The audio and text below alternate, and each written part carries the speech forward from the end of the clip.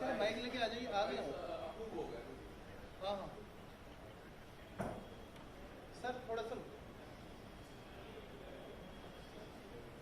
बता दीजिए सब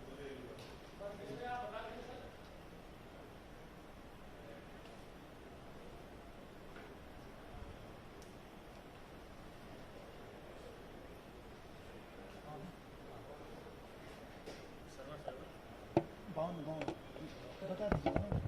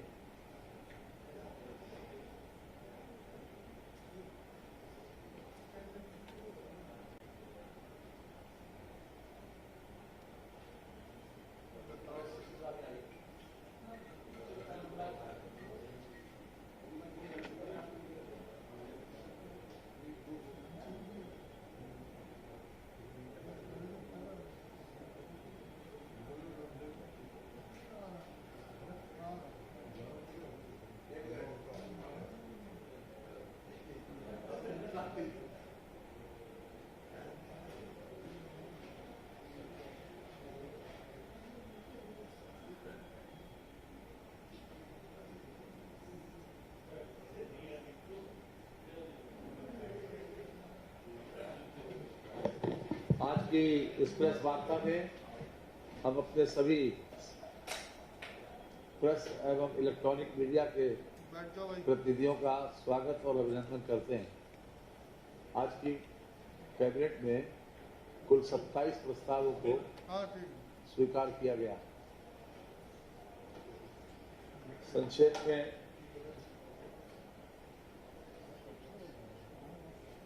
मथुरा में पर्यटन विकास संबंधी कार्य कराए जाने से संबंधित प्रस्ताव है कि मथुरा वृंदावन विकास प्राधिकरण को कार्यदायी संस्था के रूप में नामित किया गया है और वहां पर जितने भी पर्यटन संबंधी कार्य होंगे वो सब मथुरा वृंदावन विकास प्राधिकरण ही संपादित करेंगे, चाहे 1 करोड़ का हो और चाहे असीमित हो। यानी टोटल मथुरा वृंदावन विकास प्राधिकरण ही पर्यटन विभाग का एक कार्यदायी संस्था के रूप में नामित किया गया है, वही उस कार्य को संपादित करेंगे।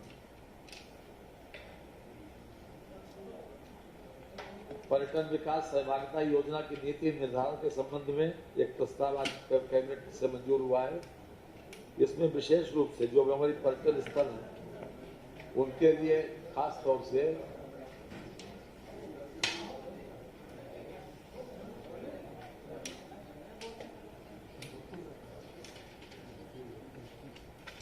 प्रत्येक विधानसभा में धार्मिक, आध्यात्मिक, पौराणिक, प्राचीन, सांस्कृतिक एवं प्राकृतिक स्थल विद्यमान है, उनको सहभागिता के आधार पर विकसित किया जाना तथा उनके मेंटेनेंस की चिंता करना, इस पर एक नीति सरकार लाई है। उसको बहुत से जनपदों में इस प्रकार के स्थल हैं और उन स्थलों को प्रॉपरली मेंटेन किया जाए, उनको डेवलप किया जाए सहभागिता के आधार पर, और 50% सरकार देगी, 50 लाख से लेकर और 5 करोड़ रुपए, और उसका दूसरा भाग कोई संस्था ले सकती है, विधायक निधि और सांसद निधि से भी ये कार्य कराए जा सकते हैं।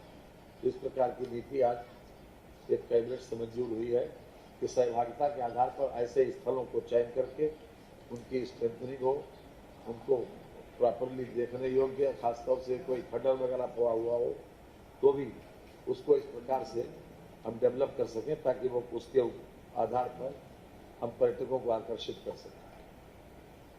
सहभागिता नीति इस प्रकार की लाई गई। इसके अतिरिक्त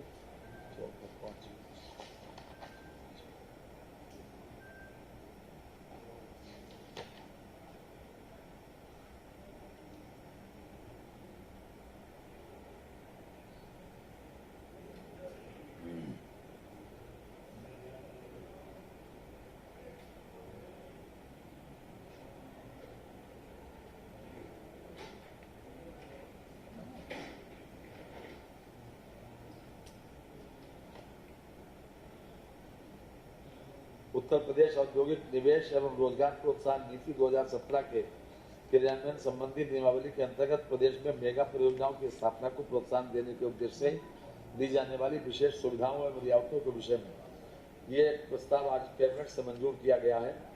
जो हमने इन्वेस्टर्स आए हैं, इन्वेस्टमेंट से संबंधित जो पॉलिसी हमने लाए उसमें कई प्रकार के छूट दी है। मिसाल के तौर पर SGST में की प्रतिपूर्ति करने के लिए पूंजीगत ब्याज उपादान की प्रतिपूर्ति, इसके अतिरिक्त जो उत्पादित माल पर जमा की गई कुल नेट SGST की राशि, वितरण योग्य राशि, कुल मिलाकर ये जो इंसेंटिव्स दिए जा रहे हैं उनके संबंध में भी एक पॉलिसी आज आई है कि जो हमने घोषित की थी अपनी पॉलिसी में इंसेंटिव्स, उसको दिए जाने के संबंध में। तो चाहे SGST का रिएम्बर्स हो या उनको सब्सिडी हो, उस प्रकार का एक प्रस्ताव आज कैबिनेट के द्वारा मंजूर किया गया।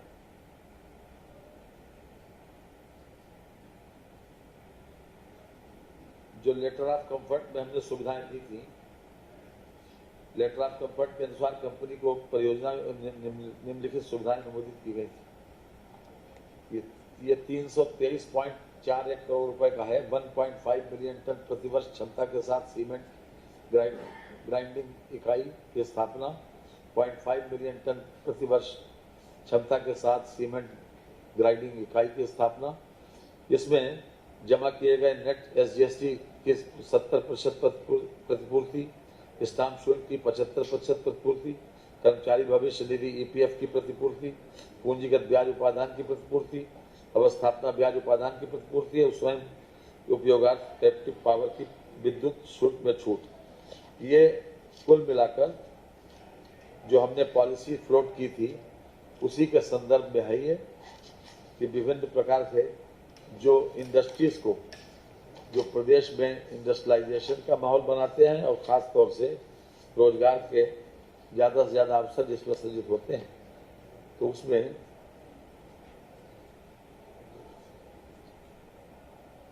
इसमें मेसर जेके सीमेंट लिमिटेड अलीगढ़ को 34.39 करोड़ रुपए की राष्ट्रीय वित्तीय सुविधाएं वितरित करने का प्रस्ताव था, जो कैबिनेट के द्वारा मंजूर कर दिया गया।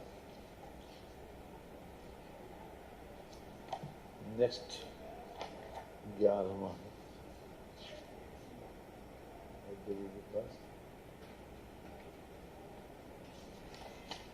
ये है। ये तो खास तौर से अलीगढ़ का था। और इसके अलावा दूसरा है प्रदेश में अवस्थापना औद्योगिक निवेश नीति 2012 मेगा परियोजना के अंतर्गत माननीय मंत्रिपरिषद के द्वारा जो अनुमोदित किया गया, जो लेटर ऑफ कंफर्ट की शर्तों के अनुसार जो सुविधाएं दी जा रही हैं वो ये है। Messrs Paswara papers limited Meerut को 12.55 crore, Messrs Varun beverage limited Sandila Hardoi को 8.53 crore, Messrs gallant Ispat limited Gorakhpur को 15.97 crore, Messrs Sparsh industries private limited Kanpur Dehat को 3.66 crore, Messrs RCCPL private limited tribal को 40.29 crore, Messrs Shri cement limited Bulandshahr को 24.29 करोड़, कुल धनराशि 111.67 करोड़ की राशि को वित्तीय सुविधाएं वितरित करने का प्रस्ताव था, जो आज कैबिनेट से मंजूर किया गया। इसकी हम आपको दे देंगे, अगर किसी छूट गया हो तो उसके हिसाब से लिख लीजिए।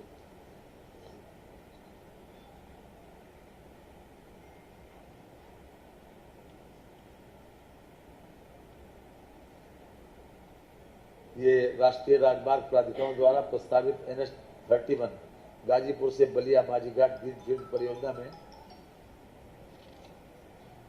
प्रभावित ग्राम सभा की भूमि NHAI की निःशुल्क उपलब्ध कराए जाने के संबंध में, ये तो हालांकि औपचारिक है, लेकिन फिर भी ये NH31 गाजीपुर से बलिया माझीघाट ग्रीनफील्ड परियोजना के लिए जनपद गाजीपुर के 86 ग्रामों में 20.26 हेक्टेयर एवं जनपद बलिया के 98 ग्रामों में 18.58 हेक्टेयर, कुल 38.84 हेक्टेयर ग्राम सभा की प्रभावित भूमि NHAI को निःशुल्क उपलब्ध कराए जाने के संबंध में प्रस्ताव अनुमोदित किया गया। नेक्स्ट है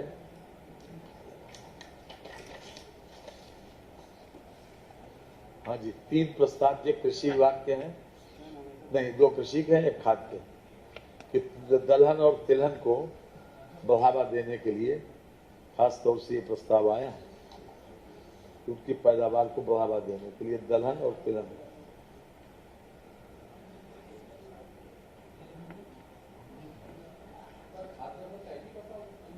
खाद्य सब का 1 नहीं 2 है और 2 बताए गए 2। ये प्रदेश में तिलहनी फसलों के क्षेत्राच्छादन, उत्पादन एवं उत्पादकता में वृद्धि के लिए 2023-24 में ये 4 वर्ष की है, 2023-24 से वर्ष 2026-27 तक जायद खरीफ एवं रबी में तिलहनी फसलों जैसे तिल, मूंगफली, राई, सरसों एवं अलसी के निःशुल्क बीज मिनीकट वितरण प्रदर्शन एवं तिलहनी फसलों पर किसान पाठशाला के आयोजन हेतु निःशुल्क तिलहन बीज मिनीकट वितरण प्रसार कार्यक्रम के संचालन के लिए मंत्रिपरिषद के द्वारा जो अनुमोदित किया गया। दलहन और तिलहन का उत्पादन के लिए ये 114 करोड़ सीमांत और लघु किसानों के लिए है, जो लोग खास तौर से प्रधानमंत्री किसान सम्मान निधि के पात्र हैं, उन लोगों को दिया जाएगा। यद्यपि सीमांत लघु किसानों को ये दिया जा सकता है, खास तौर से 25% इसमें SC/ST का रिजर्वेशन भी है। इसमें जो किट है, किट में जो दिया जा रहा है, जो किट दिया जा रहा है उसमें इस तथ्य दृष्टि रखते कृषि राजकीय कृषि बीज भंडारों से तिल 2 किलोग्राम एक जो किट दी जाएगी, उसमें क्या क्या होगा। तिल 2 किलोग्राम प्रति पैकेट प्रत्येक मिनीकेट 0.4 हेक्टेयर भूमि के लिए पर्याप्त होंगे। राई सरसों 2 किलोग्राम प्रति पैकेट प्रत्येक मिनीकेट 0.4 हेक्टेयर भूमि के लिए पर्याप्त होंगे एवं अलसी का 2 किलोग्राम प्रति पैकेट प्रत्येक मिनीकेट 0.1 हेक्टेयर भूमि के लिए पर्याप्त होंगे तथा मूंगफली का 20 किलोग्राम प्रति पैकेट प्रत्येक मिनीकेट 0.2 हेक्टेयर भूमि के लिए पर्याप्त होंगे के रूप में कृषकों को निःशुल्क वितरण किए जाएंगे। ये वर्ष 23-24, 24-25, 25-26, 26-27 4 वर्ष के लिए है और मिनी किट की संख्या जो है अलग अलग वर्ष में अलग अलग दी गई है।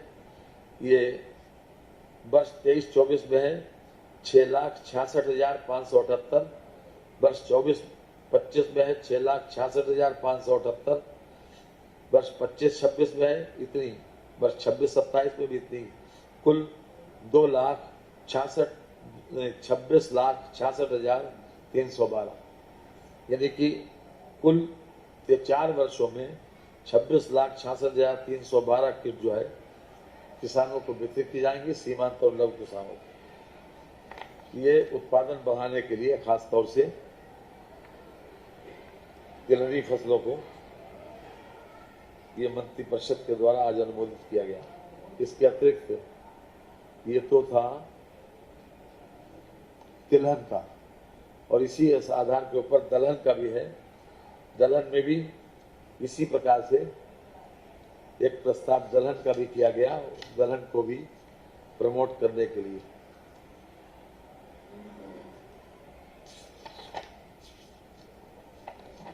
दलहनी फसलों के प्रमोशन के लिए जो निःशुल्क बीज वितरण किया जा रहा है, उसको भी वर्ष 23-24 से 26-27 तक कुल 8.36 लाख कृषक बीज मिनी किट से लाभान्वित होंगे। 8,36,000 किसान। इसमें विशेष बात यह है कि जिसको एक बार मिल जाएगा उसको दूसरी बार नहीं मिलेगा। बस 14.29 लाख एवं 4 वर्षों में कुल 57.70 लाख कृषक लाभान्वित होंगे। दलहन के प्रदर्शनों में 14,293 कृषक प्रतिवर्ष एवं 4 वर्षों में 57,172 कृषक लाभान्वित होंगे। 23-24 में वर्ष 26-27 तक प्रदेश में निःशुल्क दलहन बीज किट वितरण के कार्यक्रम 12,098.7 लाख अनुमानित व्यय किया गया। इसमें 120 करोड़ रुपए का लगभग इन्वेस्टमेंट किया जा रहा है। इस किट में प्रदेश के 75 जनपदों में जायद एवं खरीफ के उर्द के 4 किलोग्राम, मूंग के लिए 4 किलोग्राम, खरीफ में अरहर के 3 किलोग्राम, रबी में चना के 16 किलोग्राम, मटर के 20 किलोग्राम एवं मसूर के 8 किलोग्राम के बीज मिनी किट कृषक के निःशुल्क वितरित किए जाएंगे। प्रत्येक मिनी किट आधा एकड़ भूमि की फसल है तो पर्याप्त होंगे। निःशुल्क बीज मिनी किट वितरण कार्यक्रम के अनुसार अंतर्गत अनुमानित बीज व्यवस्था वित्तीय आवश्यकता विवरण निम्नलिखित होगा। इसमें 8,36,072 टोटल जो मिनी किट वितरित की जाएंगी वो 8,36,072 है। ये हर साल 23-24, 24-25, 25-26, 26-27 में बराबर वितरित की जाएंगी। एक वर्ष में 20,09,018 24-25 में, 20,09,018 25-26 में, 20,09,018 26-27 में। तो दलहन और तिलहन की खेती को प्रमोट करने के लिए सरकार की ये निःशुल्क मिनी किट योजना आज कैबिनेट से मंजूर हुई, जिसका विवरण अभी हमने आपके समक्ष रखा। इसके अतिरिक्त 15वां पॉइंट है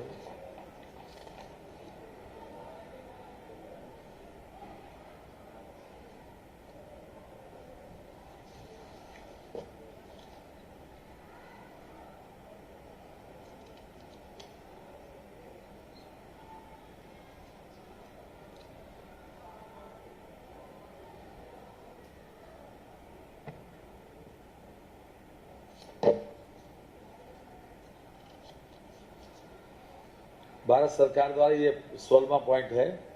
रबी विपणन वर्ष 2023-24 में गेहूं की खरीद में भारत सरकार द्वारा जारी दिशा निर्देश दिनांक 13/4/23 के अनुसार किसानों से गेहूं क्रय किए जाने पर आने वाले अतिरिक्त व्यय की प्रतिपूर्ति राज्य सरकार द्वारा किए जाने के संबंध में यह कैबिनेट के द्वारा आज मंजूर हुआ है कि जो भारत सरकार की गाइडलाइंस जारी हुई थी 13/4/23 को, कि जिन लोगों का गेहूं इस बार खराब भी हो गया, किसी तरीके से वर्षा अतिवृष्टि में जो गेहूं की मात्रा खराब भी हो गई, तो उसको भी क्रय किए जाने के संबंध में जो समर्थन मूल्य में उन लोगों को कटौती की जा रही है, उसके संबंध में जो आकलन किया गया है वो ये है कि गेहूं क्रय किए जाने पर किसानों से न्यूनतम समर्थन मूल्य पर अधिकतम 37.18 रुपए प्रति क्विंटल की दर से कटौती होगी। यानी जिन लोगों का गेहूं भीग गया, तो किसी न किसी रूप में खराब हुआ है, उनको इस दर से कटौती के लिए अधिकतम कटौती 37.18 रुपए प्रति क्विंटल की दर से की जाएगी और ये व्यवहार जो है राज्य सरकार वहन करेगी।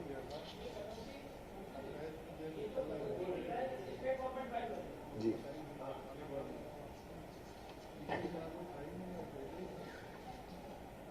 16, 18, 17वां है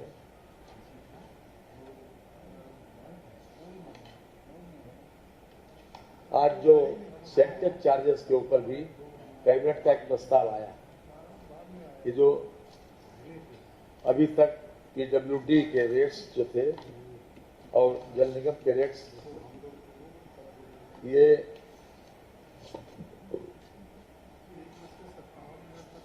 $12.5% सेंटर चार्ज पड़ता था अभी तक, तो उसको रिव्यू किया। ये वित्त विभाग का है, हमारे विभाग। तो वित्त विभाग ने ये देखा कि भारत सरकार की जो CPWD संस्था है वो सेंटर 7% देती है। NBCC बहुत बड़ा प्रोजेक्ट है भारत सरकार का, वो 5% सेंटर देते हैं। तो इसको मद्देनजर रखते हुए हमने भी उत्तर प्रदेश की जो कार्यदायी संस्था जो सेंटर चार्जेस देती थी उसको रिव्यू किया है और रिव्यू के बाद नए रेट्स जो है वो निर्धारित किए गए हैं। इसमें खास तौर से जो 25 करोड़ रुपए तक का निर्माण कार्य होगा उस पर 10% सेंटर चार्ज पड़ेगा। जो 25 करोड़ से 50 करोड़ रुपए तक का निर्माण कार्य होगा उस पर 8% सेंटर चार्ज पड़ेगा। 50 करोड़ से अधिक एवं 100 करोड़ रुपए तक का जो निर्माण कार्य होगा उस पर 7% सेंटर चार्ज पड़ेगा। 100 करोड़ रुपए से अधिक का निर्माण कार्य पर 5% सेंटर चार्ज पड़ेगा। ये हमने प्रस्ताव दिया था जिसको कैबिनेट ने पास किया, लेकिन जो जल निगम ने जो हमने विभागीय लोग जब अभिमत सीख किया तो जल निगम ने अपनी बात ये रखी थी कि उनको अपने संसाधनों से वेतन देना पड़ता है, तो इसलिए उनका 1% ज़्यादा किया गया। वो भी हम आपकी जानकारी दे दें कि जल निगम का जो वो है उसको अतिरिक्त किया गया।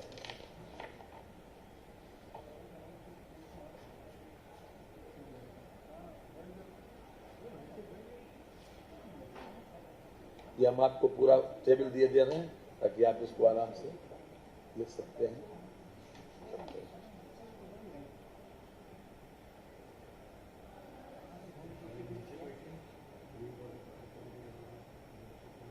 इसमें दो बातें और हमने हमारे प्रस्ताव था। एक तो अभी तक अगर किसी कार्यदायी संस्था को डीपीआर के हिसाब से पैसा दिया जाता था। मिसाल के तौर पर किसी प्रोजेक्ट की डीपीआर 10 करोड़ रुपए की है और उसका टेंडर 9.5 करोड़ रुपए का आया, तो अभी तक ये था कि हम पूरी डीपीआर के हिसाब से उसको पैसा पेमेंट कर दिया करते थे और जो बचत उनकी होती थी उस बचत में वो अतिरिक्त कार्य करा लिया करते थे। लेकिन अब जो नया प्रस्ताव संशोधित हुआ है वो ये है कि अगर किसी भी डीपीआर में 10 करोड़ रुपए का पहली किस्त उसके हिसाब से रिलीज हुई, तो 10 करोड़ की डीपीआर में मान लिया पहली किस्त उसकी 2 करोड़ या 4 करोड़ रिलीज हुई और उसके बाद टेंडर में आया 9.5 करोड़ रुपए की उसकी लागत होगी, तो हम जितनी भी अनुवर्ती किस्तें होंगी उसकी, तो उन अनुवर्ती किस्तों में वो पैसा हम केवल टोटल 9.5 करोड़ देंगे और उसी के हिसाब से उसका स्लैब बना देंगे। अभी तक ये प्रक्रिया थी कि 10 करोड़ का डीपीआर है तो हम 10 करोड़ देते थे, भले ही वो उसमें अतिरिक्त कार्य अपना जो बचा हुआ कार्य है वो करा लेते थे। इसके अतिरिक्त जो भी पैसा हम कार्यदायी संस्थाओं को देते हैं वो अपने अकाउंट में जमा करते हैं और कभी कभी ऐसा होता है कि काम शुरू होने में देरी होती है या काम देर से किसी वजह से शुरू हो पाया तो वो पैसा उनके अकाउंट में रहता है, तो वो अकाउंट का ब्याज उनको मिलता है। लेकिन अब नई व्यवस्था के हिसाब से जो आज पास हुआ है उसके हिसाब से इसके ब्याज का पैसा सरकार में जमा करना होगा। यहाँ पर ये बात उल्लेखनीय है कि वर्ष 2022-23 में Uttar Pradesh project corporation limited ने 70 करोड़ रुपया ब्याज का सरकार के खाते में जमा किया और इस तरह से इसमें खास तौर से ये प्रस्ताव की मंजूरी दी गई।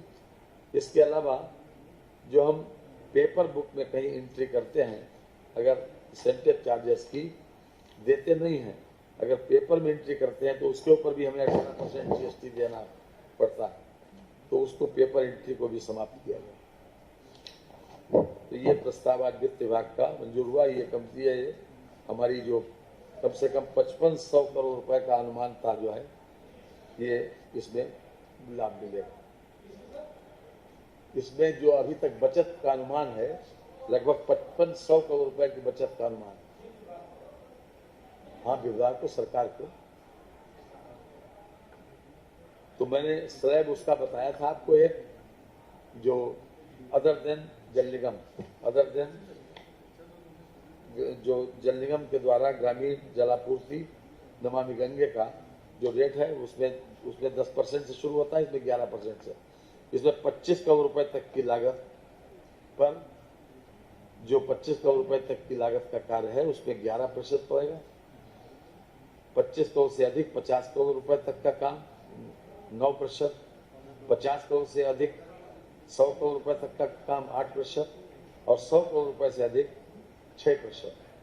अर्थात ग्रामीण जलापूर्ति और नमामि गंगे का के लिए क्योंकि जल निगम को अपने सोर्सेस से वेतन की व्यवस्था करनी पड़ती है, किसी सेंटर से उनका वेतन कर्मचारियों को मिलता है, इसलिए एक स्लैब तो वो है कि जो सभी लोगों के लिए लागू है अदर देन जल निगम, और एक स्लैब जो है केवल जल निगम के लिए है जो ग्रामीण जलापूर्ति एवं नमामि गंगे विभाग को लागू है, उसमें 1% ज्यादा।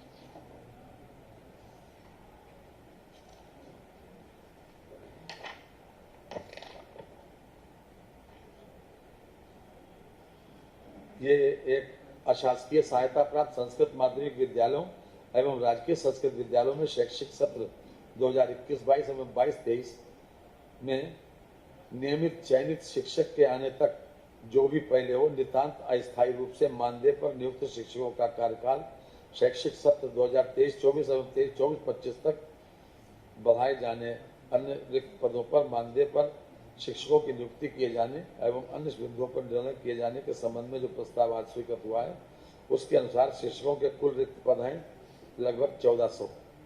वित्तीय वर्ष 23-24 में 24.83 करोड़ एवं वित्तीय वर्ष 24-25 में 24.83 करोड़ रुपए का व्यवहार संभावित है। ये 2 वर्ष की अवधि तक संभावित है। ये राज्य सरकार के द्वारा बयान किया जाएगा।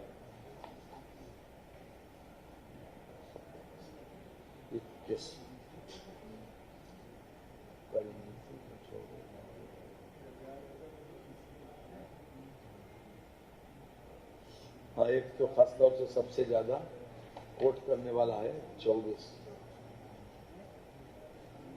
एक रिपोर्ट आई है 40 वर्ष के बाद।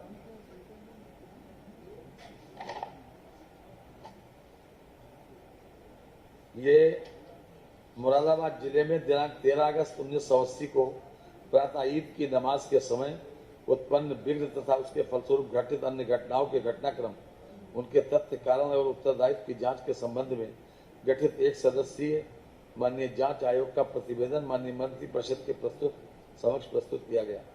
इसमें खास बात सिर्फ यह है कि एक सदस्यीय समिति गठित हुई थी और उसने जांच अपनी 83 में ही सौंप दी थी, लेकिन ये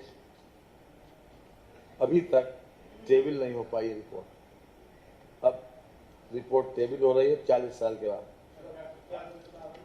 हाँ जी, हाँ, सदन रखी जाएगी। अब न करने के पीछे वजह तो कुछ होगी, लेकिन 40 साल के बाद रिपोर्ट हम रख रहे हैं क्योंकि हमारे संज्ञान में आया, इसलिए हम रख रहे हैं। किसमें? इसमें एक व्यक्ति को उसमें दोषी पाया गया था। उसमें एक ही व्यक्ति को दोषी पाया गया था, मृत्यु मात्रा में। इसमें डॉक्टर शमीम अहमद खान और उनके समर्थकों ने ईदगाह पर उस समय गड़बड़ी पैदा करने के लिए अपनी रणनीति तैयार की, जब लगभग 70,000 नमाजी ईद उल फितर की नमाज पढ़ रहे थे, ताकि प्रशासन को बदनाम कर घटना का उत्तरदायित्व वाल्मीकियों अथवा पंजाबी हिंदुओं पर डालकर मुसलमानों के बीच अपनी छवि सुधार सके। किसे? हम तो आपको प्रेस नोट दे रहे हैं, आप इसका हिस्सा मांग रहे हैं। हम तो आपको प्रेस नोट ही दे रहे हैं। 24वां है, 24वां। जांच आयोग द्वारा अपनी रिपोर्ट शासन को दिनांक 20/11/83 को प्रस्तुत की गई। जांच रिपोर्ट मंत्री परिषद और सदन के पटल पर रखने की अनुमति पूर्व सरकारों द्वारा प्रदान नहीं की गई। वर्तमान सरकार द्वारा जांच रिपोर्ट माननीय मंत्री परिषद समक्ष प्रस्तुत किए जाने की अनुमति प्रदान की गई। ये रिपोर्ट गोपनीय है, जिसे अभी सार्वजनिक नहीं किया जा सकता।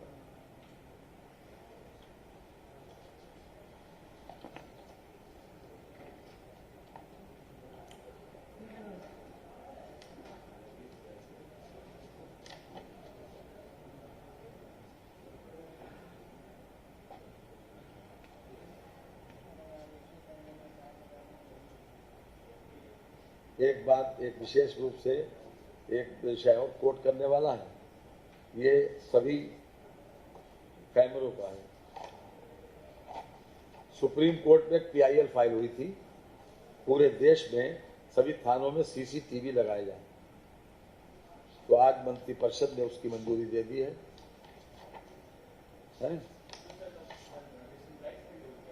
क्या कैमरे की खरीद? नहीं, कैमरे जो हैं, पहले जो एस्टीमेट आया था वो आया था करीब 359 करोड़ रुपए का। अब 144 करोड़ रुपए का, 144.90 करोड़ रुपए का प्रस्ताव है, जो कैबिनेट ने स्वीकृत कर दिया। अजनपदीय थानों को हटाते हुए सर्किल मुख्यालय पर 6 एवं जनपदीय थानों पर 5 कैमरे की व्यवस्था तथा रिकॉर्डिंग अवधि में परिवर्तन करने से फलस्वरूप प्रायोजना की लागत अब 144.90 करोड़ रुपए का प्रस्ताव आया था, जिसको कैबिनेट ने स्वीकृत कर दिया। इसमें 12 माह का स्टोरेज होगा।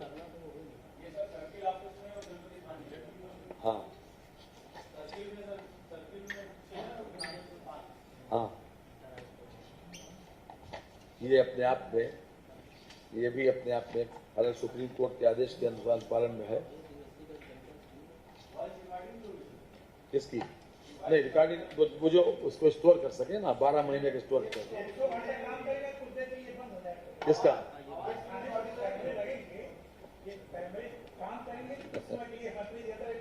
ऐसा है, एक बात सुनिए, आप तो बहुत सीनियर पत्रकार हैं। देखिए, ये कैमरे इसीलिए लगाए जाते हैं कि आप हर वक्त कैमरे की जद में रहें और हमेशा उसके रहें। तो ये बंद करने थोड़ी लगाए जाते हैं, ये बंद करने लगाने क्या जरूरत है? इसका मतलब यह है कि आप हर वक्त जो है उसमें रहें। अच्छा, उत्तर प्रदेश निजी विश्वविद्यालय अधिनियम के अंतर्गत निजी क्षेत्र में महर्षि योगी महेश योगी रामायण विश्वविद्यालय अयोध्या उत्तर प्रदेश की स्थापना हेतु आशय पत्र निर्गत किया गया है।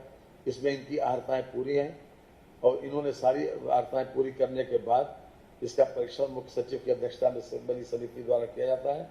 तो उनको ये आशय पत्र निर्गत करने के लिए आज कैबिनेट से ओके कर दिया। उत्तर प्रदेश निजी विश्वविद्यालय अधिनियम 2019 के अंतर्गत निजी क्षेत्र में महर्षि महेश योगी इंटरनेशनल एग्रीकल्चर विश्वविद्यालय भिला और कानपुर नगर उत्तर प्रदेश में की स्थापना है तो आशय पत्र निर्गत कर दिया।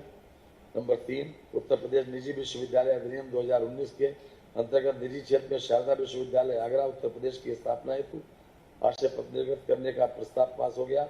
उत्तर प्रदेश निजी विश्वविद्यालय अधिनियम 2019 के अंतर्गत निजी क्षेत्र में फ्यूचर विश्वविद्यालय बरेली उत्तर प्रदेश की स्थापना हेतु आज आशय पत्र निर्गत करने का प्रस्ताव कैबिनेट ने पास कर दिया। उत्तर प्रदेश निजी विश्वविद्यालय अधिनियम 2019 के अंतर्गत निजी क्षेत्र में जीएस विश्वविद्यालय हापुड़ उत्तर प्रदेश की स्थापना हेतु आशय पत्र निर्गत किए जाने के संबंध में आज प्रस्ताव पास हो गया। बहुत बहुत धन्यवाद। नमस्कार। क्या